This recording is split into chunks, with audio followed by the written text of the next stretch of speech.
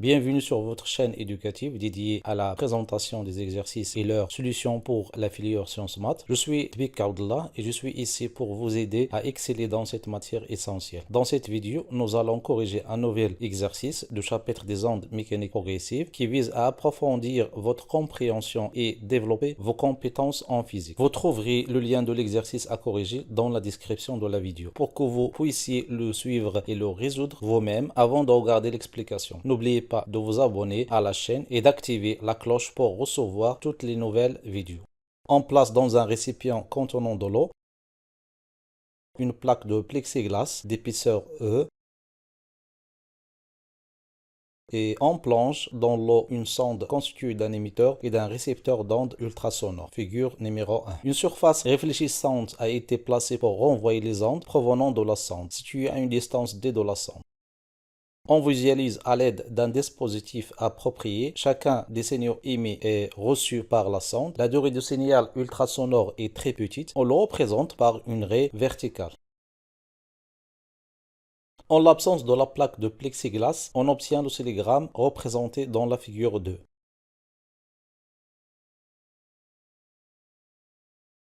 À l'instant t égale à 0, un émetteur envoie une onde qui parcourt la distance d jusqu'à atteindre la surface réfléchissante. L'onde est alors réfléchie et revient vers l'émetteur, parcourant à nouveau la distance d. À ce moment-là, l'émetteur enregistre le signal de l'onde à l'instant tr. Question numéro 1. Établir que l'instant tr auquel a été capté le signal réfléchi par la surface réfléchissante P s'écrit sous la forme tr égale à 2d sur v, où v est la vitesse de propagation de l'onde ultrasonore dans l'eau. Nous avons v qui est la vitesse de l'onde dans l'eau égale à d sur delta t, avec d égale à 2d et delta t égale à tr moins t0. Sachant que t0 égale à 0, alors on déduit que v égale à 2d sur tr. Enfin, donc tr égale à 2d sur v. On représente par TA et TB les instants auxquels sont captés les signaux réfléchis successivement par la première surface A et la deuxième surface B de la plaque de plexiglas. On représente par TR' l'instant auquel a été captée l'onde réfléchie sur la surface réfléchissante P. On représente la vitesse de propagation de l'onde ultrasonore dans le plexiglas par V'. Question numéro 2. Dans quel milieu au plexiglas la vitesse de propagation de l'onde est plus grande? Justifiez la réponse. On a d'après la figure numéro 2 et la figure numéro 3 que Tr' est inférieur à Tr. Donc l'autant que l'onde a parcouru la distance en présence de plexiglas est plus court que l'autant qu'elle mettait en son absence. Étant donné que la distance parcourue par l'onde à aller et au retour est la même. Par conséquent, la vitesse de l'onde ultrasonore dans le plexiglas est plus élevée que sa vitesse de propagation dans l'eau. En présence de la plaque de plexiglas, on obtient le oscillogramme de la figure numéro 3. Au moment où l'onde est lancée à l'instant t égale à 0, elle parcourt la distance d pour atteindre le plexiglas. Lorsqu'elle se réfléchit et revient, elle a parcouru à nouveau la même distance d et ensuite enregistrée par la sonde à l'instant ta. On déduit donc que v est égal à 2d sur delta t, c'est-à-dire que v est égal à 2d sur t1 moins t0, étant donné que t0 égale à 0, donc on déduit que v est égal à 2d sur ta. Finalement, TA égale à 2D sur V.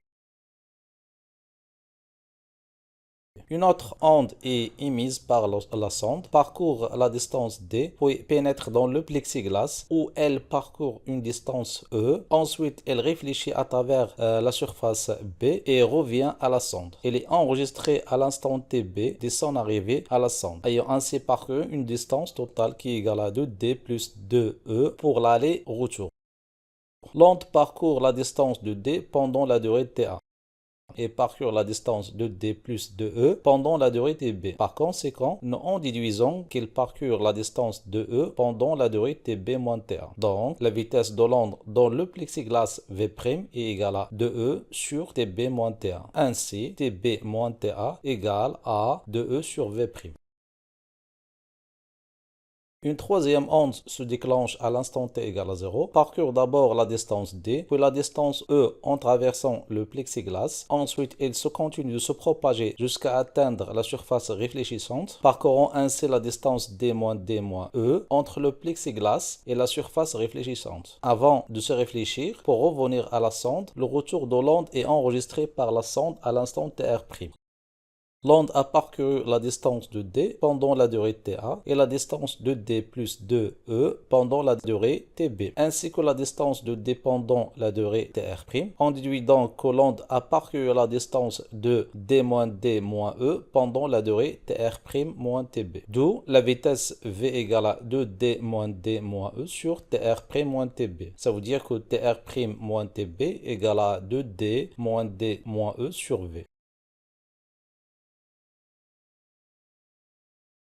Question numéro 3. Exprimez T'R en fonction de D, E, V et V'. On a delta T égale à Tr' moins T0 égale à Ta moins T0 plus Tb moins Ta plus Tr' moins Tb. Or, T0 égale à 0. On remplace Ta par 2D sur V, puis Tb moins Ta par 2E sur V', et finalement Tr' moins Tb par 2D moins D moins E sur V. On développe, on obtient 2D sur V plus 2E sur V' plus 2D moins 2D moins 2E sur V, qui est égal à 2D sur V plus 2E sur V' plus 2D sur V moins 2D sur V moins 2E sur V. On simplifie par 2D sur V et on obtient que 2E sur V' plus 2D sur V moins 2E sur V. Donc, finalement, Tr' égale à 2E sur V' plus 2D moins E sur V.